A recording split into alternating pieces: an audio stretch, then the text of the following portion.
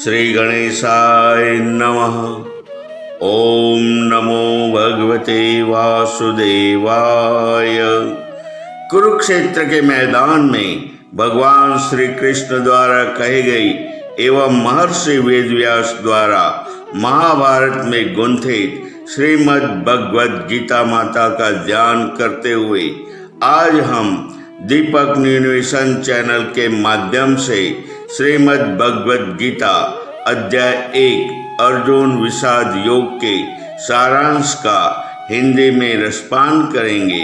अगर आप हमारे चैनल पर पहली बार जुड़े हैं तो चैनल को सब्सक्राइब और वीडियो को लाइक और शेयर जरूर करें।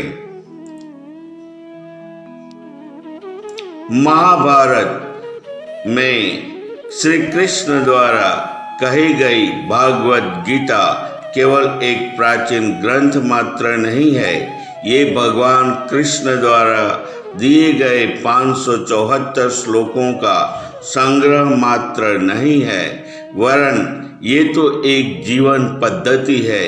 यह सिर्फ भारत या उसके नागरिकों तक सीमित नहीं है, अपितु ये समूचे मानव मात्र के कल्याण का यंत्र है। ये सारे विश्व की धरोहर है। यदि हमारा जीवन कोई यंत्र है तो भागवत गीता उसको चलने का तरीका है। जिस तरह बड़ी से बड़ी मशीन भी उसको चलाने की समझ के अभाव में व्यर्थ है, उसी प्रकार गीता का हमारे जीवन में महत्व है। भागवत गीता के प्रथम अध्याय में कुल 47 श्लोक हैं। इसमें 21 श्लोक अर्जुन द्वारा, 25 संजय के द्वारा और 1 धृतराष्ट्र द्वारा कहा गया है। इस अध्याय को अर्जुन विषाद योग इसलिए कहा जाता है क्योंकि इस अध्याय में अर्जुन किस प्रकार अपने सगे संबंधियों को देखकर विचलित हो जाते हैं और कैसे शस्त्रों का त्याग कर देते हैं। युद्ध के आरंभ से पूर्व महर्षि वेदव्यास जी ने धृतराष्ट्र के अति गुणी विद्वान और स्वामी भक्त सारथी संजय को दिव्य दृष्टि प्रदान की, जिसके माध्यम से उन्होंने युद्ध के अंत तक का सारा हाल धृतराष्ट्र को सुनाया। धृतराष्ट्र ने संजय से पूछा, धर्म क्षेत्र कुरुक्षेत्र में एकत्रित कौरव और पांडवों ने क्या किया? संजय ने तब आंखों देखा हाल बताना प्रारंभ किया।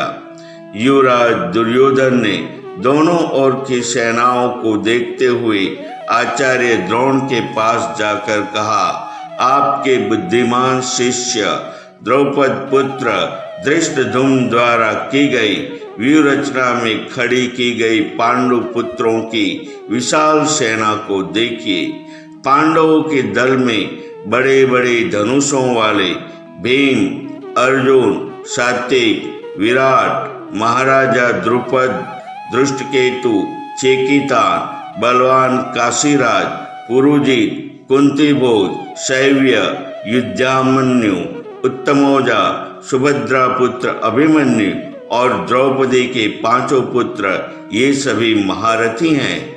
इसके उपरांत कौरवों के दल में द्रोणाचार्य, भीष्म पितामह, कर्ण, कृपाचार्य, अश्वत्थामा, विकर्ण और सोमदत्त पुत्र भूरिश्रवा उपस्थित हैं। दुर्योधन ने कहा, जहां कौरवों का दल इन कालजयी योद्धाओं की छाया में अजय है, वही पांडवों की सेना भी जीतने में सुगम है। अतः आप सभी कौरव सेना के प्रधान सेनापति पितामह भीष्म की सभी प्रकार से रक्षा करें। सर्वप्रथम पितामह भीष्म ने दुर्योधन के हृदय में हर्ष उत्पन्न करने हेतु सिंह के समान गर्जना करते हुए उच्च स्वर में शंख बजाया। इसके पश्चात सभी ओर से शंख, नगाड़े, ढोल, मृदंग इत्यादि एक साथ बज उठे। श्री कृष्ण ने 5 जन्य, अर्जुन ने देवदत्त और भीमसेन ने पौंड्रा नामक शंख का उद्घोष किया। कुंती पुत्र राजा युधिष्ठिर ने अनंत विजय, नकुल ने सुघोष तथा सहदेव ने मणिपुष्प नामक शंख बजाए। इसके साथ काशीराज, शिखंडी, विराट, सात्विक, द्रुपद, द्रौपदी के 5 पुत्र और अभिमन्यु सभी ने अलग अलग शंख बजाए। कपिध्वज अर्जुन ने श्री कृष्ण को संबोधित करते हुए आग्रह किया, हे अच्युत, कृपया मेरे रथ को दोनों सेनाओं के बीच में ले चलिए। दुर्बुद्धि दुर्योधन का साथ देने जो भी महारथी, वीर और राजागण आए हैं, मेरे उन्हें देखने की अभिलाषा है। अर्जुन का आग्रह सुन श्री कृष्ण ने रथ को दोनों सेनाओं के मध्य में लाकर खड़ा कर दिया। इसके बाद पृथापुत्र अर्जुन ने भीष्म और द्रोणाचार्य को देखा।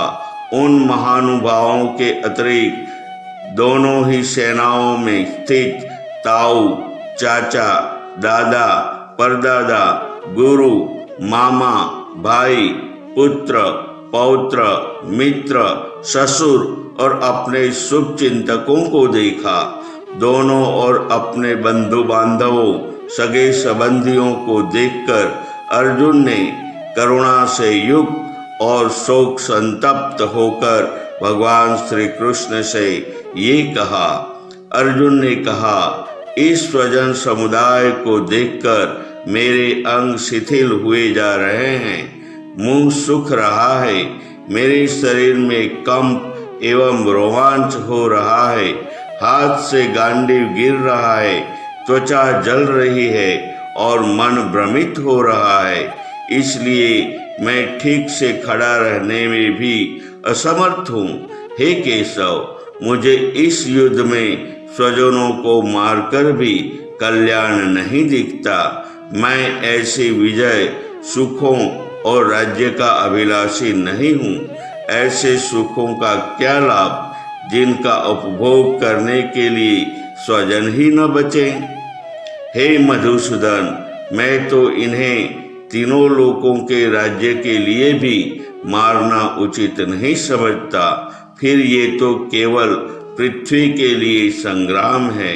हे जनार्दन, क्या मैं अपने ही ज्येष्ठ पिताश्री के पुत्रों की हत्या कर सकूंगा? क्या मुझे इससे पाप नहीं लगेगा? आपने ही कुटुंबियों को मारकर हम स्वयं कैसे सुखी होंगे? यद्यपि ये पथ भ्रमित है, फिर भी और अपना इच्छा बुरा नहीं सोच रहे।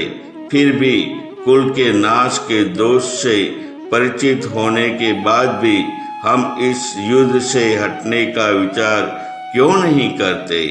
कुल नाश से सनातन कुल धर्म नष्ट हो जाते हैं, स्त्रियां दूषित हो जाती है।